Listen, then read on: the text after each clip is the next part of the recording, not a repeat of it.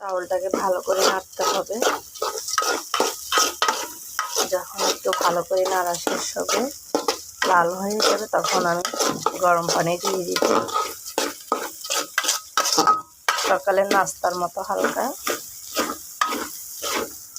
অবশ্যই এখানে আরও অনেক কিছু দেয়, সংক্ষিপ্ত করে জেনে নিলাম।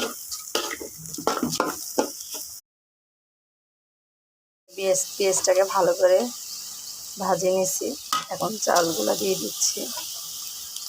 তারপরে ভালো করে নাড়াচাড়া করব, একটু ভেজে নিব। জানি না আপনারা কীভাবে করেন, আমি এইভাবেই করি।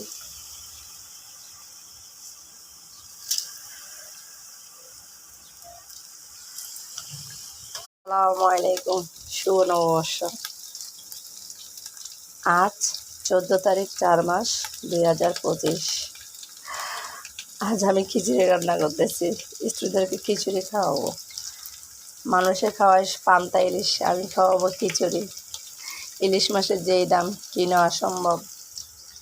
বেগুন ভাজি করব, ডিম ভাজি করব।